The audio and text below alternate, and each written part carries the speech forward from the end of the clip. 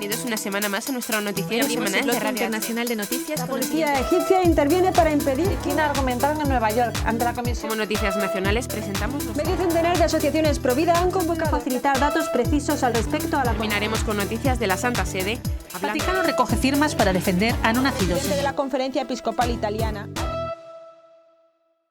Bienvenidos una vez más a nuestro noticiero semanal de Radio HM. Esta semana les saludamos María Moro e Isabel Jordán. Aunque se informó que el padre Jacques Mourad había sido liberado por los terroristas del Estado Islámico ISIS, lo cierto es que logró escapar de su encierro gracias a la ayuda de un amigo musulmán, un milagro que el sacerdote atribuye a la intercesión de la Virgen María. Es un milagro que un sacerdote sea liberado de las manos del Estado Islámico, un milagro que la Virgen ha hecho por mí, afirmó el padre Jacques Mourad, prior del monasterio de Mar Elian, Siria, que permaneció secuestrado durante 5 meses. El padre Mourad recordó que fue capturado junto a otro joven el 21 de mayo del monasterio de Mar Elian por militantes del ISIS que llegaron al Qaryatayn.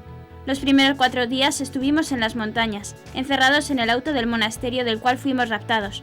Para el 11 de agosto fuimos conducidos cerca de Palmira, donde están prisioneros otros 250 cristianos de la ciudad de Al-Qaryatayn, indicó. El padre Mourad dijo que casi todos los días había alguien que entraba a mi prisión y me preguntaba, ¿qué eres?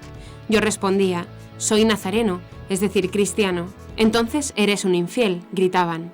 Visto que eres un infiel, si no te conviertes al Islam, te degollaremos con un cuchillo. A pesar de las amenazas, el sacerdote se negó a firmar el acta de renuncia al cristianismo que los terroristas del Estado Islámico quisieron imponer a los cristianos secuestrados. Sobre su escape, el padre Mourad dijo que se disfrazó para dejar al Qaryatayn y me fugué en una moto con la ayuda de un amigo musulmán. Pero ahora estoy trabajando con un sacerdote ortodoxo y otros amigos beduinos y musulmanes para liberar a los otros 200 cristianos que siguen prisioneros. Hoy mismo, dijo en la entrevista, por ejemplo, pudieron escapar otros 40 cristianos. Esto es el milagro que el buen Dios me ha dado. Mientras era prisionero esperaba el día de mi muerte, pero con una gran paz interior. No tenía ningún problema de morir por el nombre de nuestro Señor. No sería ni el primero ni el último, sino uno entre los millares de mártires por Cristo, señaló el sacerdote sirocatólico. Quiero agradecer a todos aquellos que han rezado por mi liberación. Verdaderamente es un milagro que un sacerdote fuera liberado de las manos del ISIS. Milagro que la Virgen María ha hecho por mí, afirmó. Comenzamos nuestro noticiario comentando los titulares de interés internacional. Siria. ISIS tortura y crucifica junto a su padre a un niño de 12 años. China. El gobierno acosa a los abogados que defienden a los cristianos ante la campaña de demolición de cruces. Francia bombardea por segunda vez las posiciones del Daesh en Siria. La eutanasia en Bélgica. Ahora se aplica por depresión. Argentina. Abortistas intentan profanar catedral. Pasaremos después a las noticias nacionales. España aumenta donaciones al DOMUN por segundo año consecutivo. Preocupación en las aulas por el desembarco de los lobbies homosexuales. En cada vocación descubrimos el proyecto de amor de Dios para los hombres. Cañizares recuerda que Jesucristo se dejó de ambigüedades y buenismos al hablar sobre el matrimonio. Y por último comentaremos algunas de las noticias más destacadas de la Santa Sede. Reto que el Papa plantea a los jóvenes. ISIS e ideología de género son como bestias del apocalipsis contra familia. Si no reconocemos el pecado, venida de Cristo pierde sentido. Catequesis general. La relación de Dios con el alma de los niños jamás debe ser violada. En la ciudad siria de Alepo, los terroristas del Estado Islámico torturaron cortando los dedos a un niño cristiano de 12 años antes de crucificarlo junto a su padre. Así lo ha desvelado ahora Christian Aid Mission, una ONG de misioneros protestantes que señaló que el crimen tuvo lugar a finales del pasado agosto, aunque se ha conocido en fecha reciente.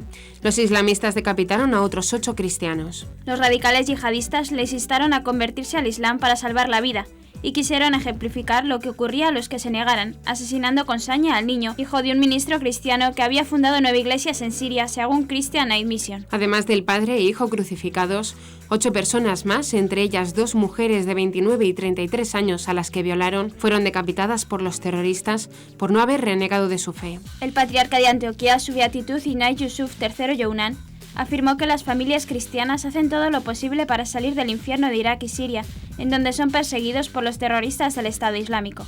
Nosotros, como obispos, sacerdotes y patriarcas, estamos ahí para ayudarles e inspirarles confianza, pero estamos impotentes ante esta trágica situación. El patriarca dijo asimismo que los pastores quieren ayudar a estas familias allí donde ha estado el cristianismo desde hace 2000 años y reafirmó que el drama que viven no puede ser descrito. Hacemos todo lo posible para darle voz a las personas perseguidas. Sobre todo buscamos que Occidente conozca el problema, se entere de la situación. En cierta forma, prosiguió, nos sentimos olvidados y traicionados por los países occidentales, porque parece que buscan solo un oportunismo económico. El gobierno chino ha emprendido una campaña contra los abogados que defiendan a los cristianos ante la campaña de demolición de cruces. No se detendrá por un largo tiempo. Está destinada a durar y mientras la mayoría de los letrados vive presa del miedo, es un fenómeno sin precedentes. Así lo asegura Zhong Hindua, ex juez en la corte intermedia del pueblo de Wenzhou, que se volvió abogado justamente para escapar a las presiones de las autoridades. Se ha visto obligado a huir a los Estados Unidos debido a la imposibilidad de continuar viviendo de esta manera. Zhong dejó China junto a su familia. La decisión de huir fue madurada después de la tempestad desatada por parte del gobierno central contra cientos de abogados, que están empeñados en defender los derechos de los ciudadanos comunes en los recintos judiciales. Aproximadamente 300 profesionales han sido detenidos para ser interrogados por la policía en varias ciudades y muchos de ellos todavía están en la cárcel.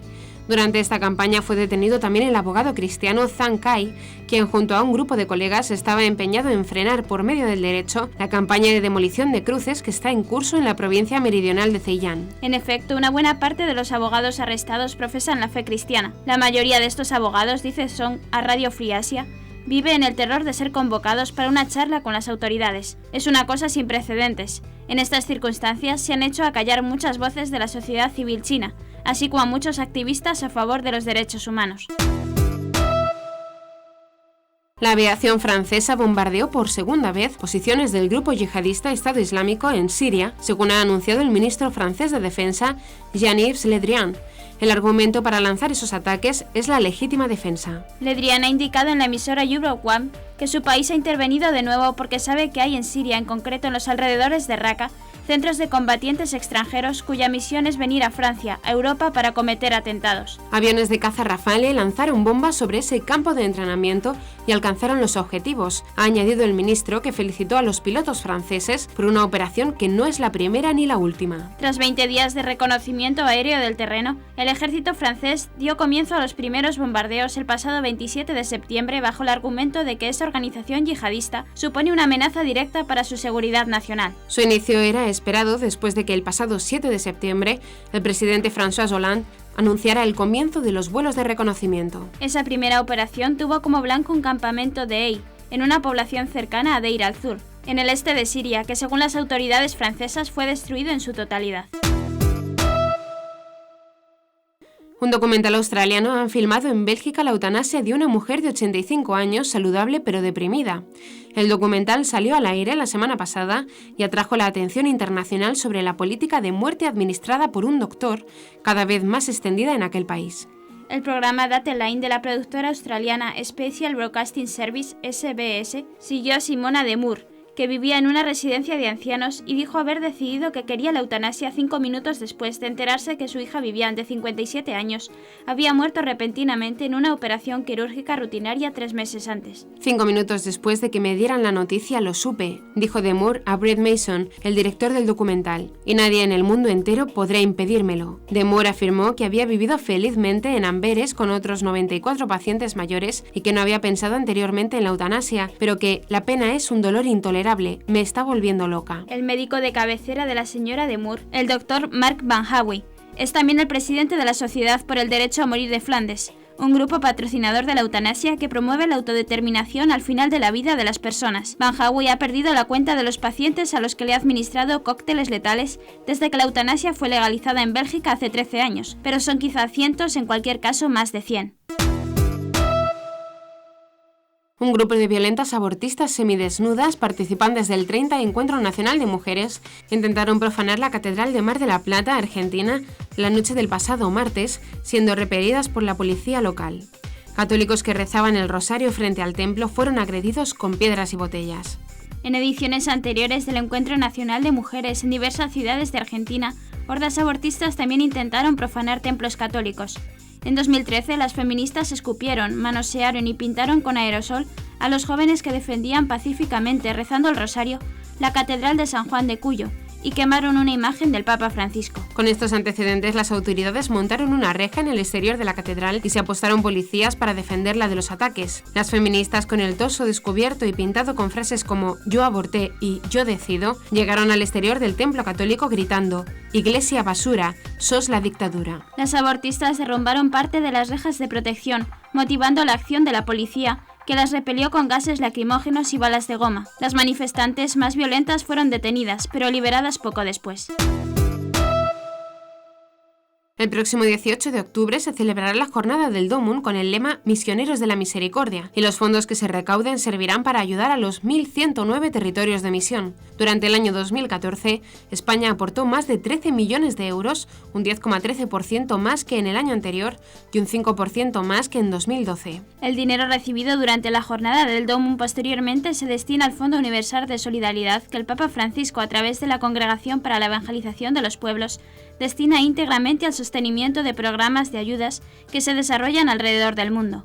Podemos asegurar que cada euro llega íntegramente a la misión, ha asegurado el padre Anastasio Gil, director de Obras Misionales Pontificias en España. El inicio del curso escolar viene marcado este año por el desembarco de los lobbies homosexuales en las aulas españolas. Profesionales por la Ética ha recibido quejas de padres y profesores que advierten de la campaña de Arcópoli, Asociación de Lesbianas, Gays, Transexuales y Bisexuales de la Comunidad de Madrid, para promocionar la diversidad sexual y de género en los institutos madrileños mediante carteles y charlas a alumnos y profesores.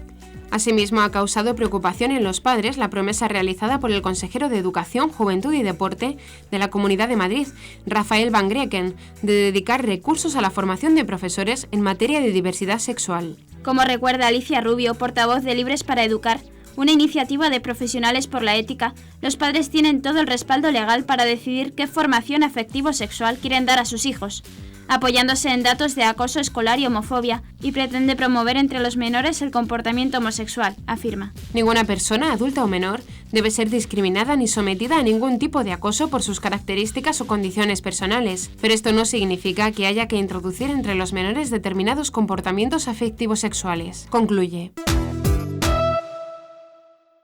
El obispo de Córdoba, Monseñor Demetrio Fernández, ha enviado su carta pastoral semanal en la que habla de la llamada de Jesús al joven rico. El prelado ha explicado que la vocación es descubrir aquel proyecto de amor que Dios me tiene preparado.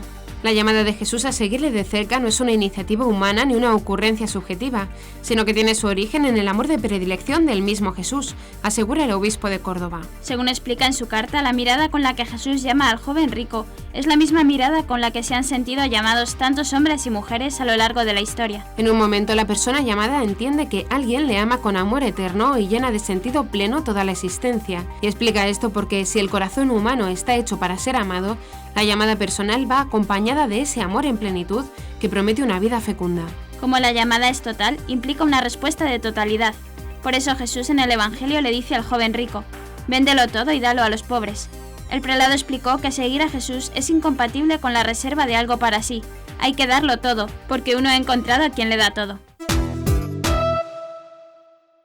En su última carta semanal, el cardenal Antonio Cañizares, al escribir sobre el Sínodo de los Obispos, recuerda que Jesús, con toda claridad, sin ambigüedades y sin buenismos de ningún tipo, abordaba el tema del matrimonio respondiendo a preguntas tramposas que le tendían unos fariseos. El prelado asegura que en la respuesta de Cristo tenemos lo fundamental sobre el matrimonio. Hombre y mujer los creó, así lo ha querido Dios desde el comienzo. En la creación misma ha dejado inscrita la verdad del matrimonio.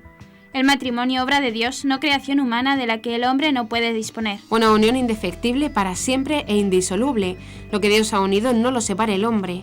Este es el camino y norte del sínodo del que tanto y tan esperanzador aguardamos. La confirmación, sencillamente, de lo que nos ha llegado por parte de Dios, por su Hijo, palabra eterna en que se nos ha comunicado la verdad plena, la verdad que nos hace libres.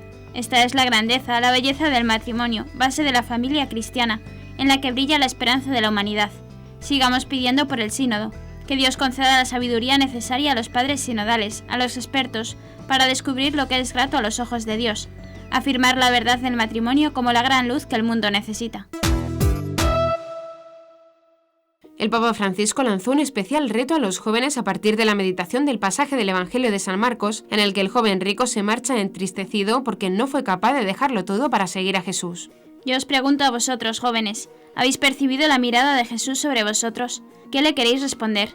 ¿Preferís dejar esta plaza con la alegría que nos da Jesús o con la tristeza en el corazón que la mundanidad nos ofrece? Para responder a este reto, dijo el pontífice, es importante recordar que el dinero, el placer, el éxito deslumbran, pero luego desilusionan, prometen vida, pero causan muerte. El Señor nos pide el desapego de esas falsas riquezas para entrar en la vida verdadera, la vida plena, auténtica, luminosa. En este pasaje, explicó el Santo Padre, el joven no se ha dejado conquistar por la mirada de Jesús y así no ha podido cambiar. Solo acogiendo con humilde gratitud el amor del Señor, nos liberamos de la seducción de los ídolos y de la ceguera de nuestras ilusiones. El Papa dijo después que el reto es grande, sin embargo la salvación en sí misma es imposible para los hombres, pero no para Dios. Si nos confiamos al Señor podremos superar todos los obstáculos que no nos dejan seguirlo en el camino de la fe. Encomendaros al Señor, Él nos dará la fuerza, Él nos dará la salvación, Él nos acompaña en el camino, afirmó Francisco. En su intervención durante el Sínodo de la Familia, el cardenal Robert Sarah, prefecto de la Congregación para el Culto Divino y la Disciplina de los Sacramentos, dijo que la ideología de género y el fundamentalismo islámico son como dos bestias apocalípticas. El cardenal africano denunció que ahora nos encontramos entre la ideología de género e ISIS y pidió a la Iglesia proclamar el poder transformador de la fe y el Evangelio con claridad y sin miedo en esta compleja coyuntura. Según el purpurado, las masacres islámicas y las demandas libertarias regularmente compiten por las primeras planas de los periódicos. Recordó que el 26 de junio tuvieron lugar ataques terroristas en Francia, Kuwait, Somalia y Túnez, mientras se anunciaba la decisión de la Corte Suprema de Estados Unidos a favor del matrimonio homosexual. A partir de estas radicalizaciones surgen las dos principales amenazas a la familia, su desintegración subjetivista en el occidente secularizado por el divorcio rápido y fácil, el aborto, las uniones homosexuales, la eutanasia, etc., denunció el cardenal Sarah.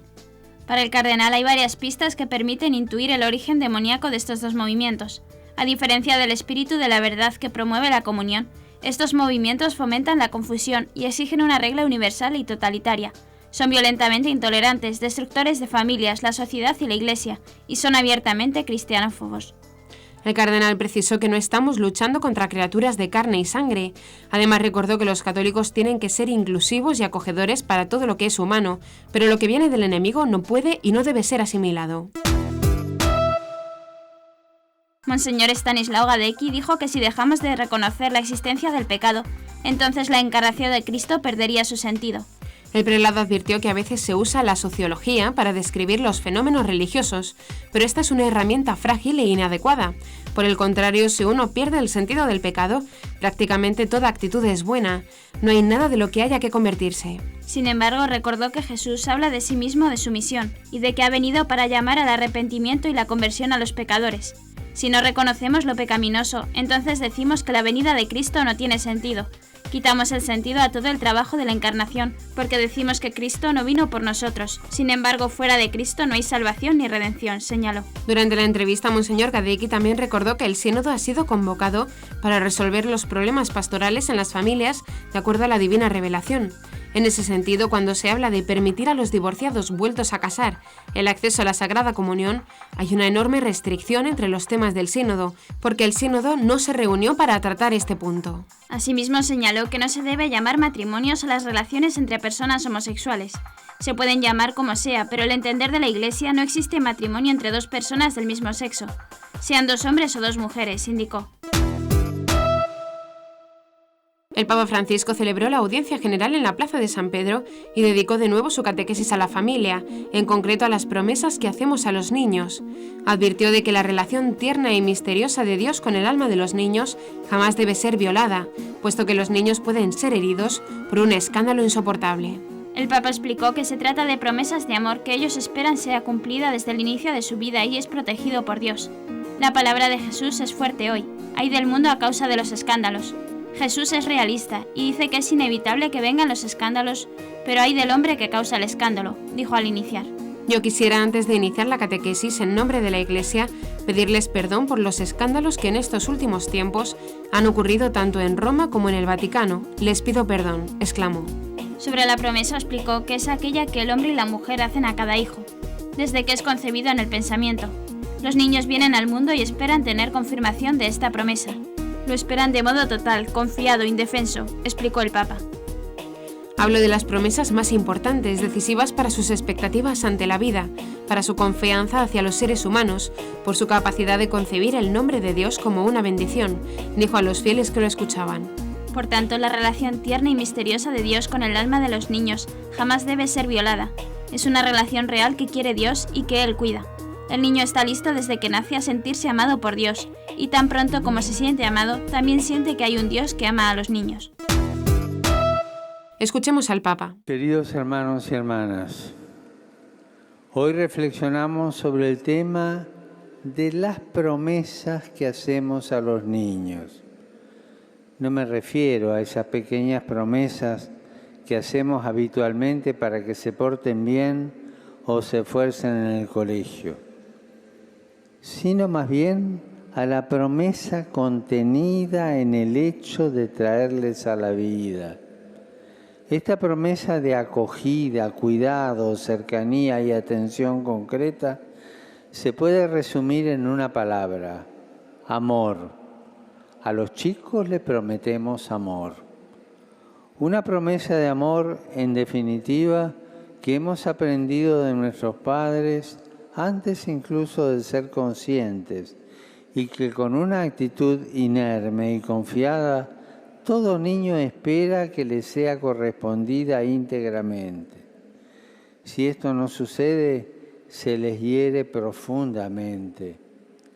Por eso Jesús en el Evangelio nos alerta de que Dios y sus ángeles velan sobre esta responsabilidad. El niño recibe de su familia, con su nombre y con las primeras palabras y sonrisas y caricias, la belleza de estar con los demás, aprendiendo a ser libre y aceptar a los otros. En el bautismo, la Iglesia, a través de los padres y la comunidad, se une a estas promesas. Desde el momento que el niño es capaz de sentirse amado por sí mismo, siente que hay un Dios que lo ama. Su espontánea confianza en Dios nunca debe ser vulnerada, sobre todo con nuestra presunción de sustituir al Señor. Saludo cordialmente a los peregrinos de lengua española.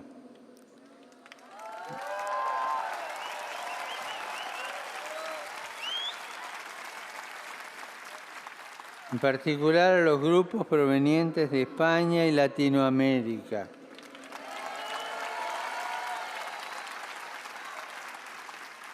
De modo especial, quiero saludar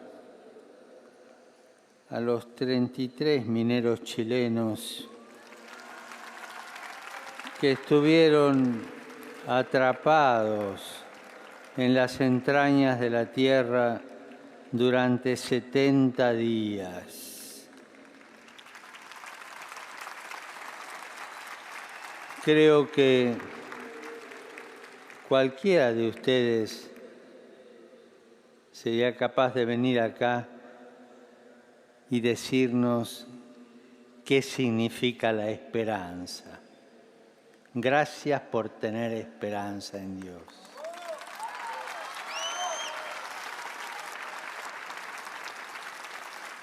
Que la Virgen María y San José, que tuvieron bajo su custodia al Hijo de Dios, nos enseñen a acoger a Jesús en cada niño. Muchas gracias.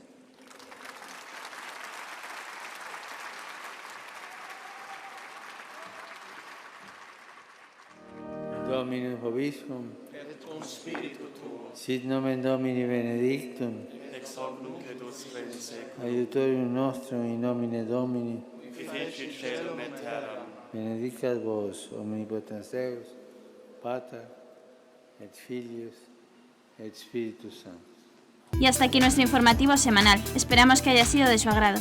Recuerden que pueden seguir escuchándonos siguiendo el resto de nuestra programación en directo a través de la web www.radiohm.net. En ella podrán encontrar también distintos podcasts con los informativos anteriores y otros audios que también puedan ser de su interés. Seguiremos estos días informando de las noticias de la Iglesia y del mundo a través de nuestros breves espacios informativos que les ofrecemos todos los días, cada media hora aquí en Radio HM 88.9 FM y HM Televisión. Ayer, hoy y siempre la verdad. Gracias por habernos acompañado. Les han informado María Moro e Isabel Jordán. Hasta la próxima semana.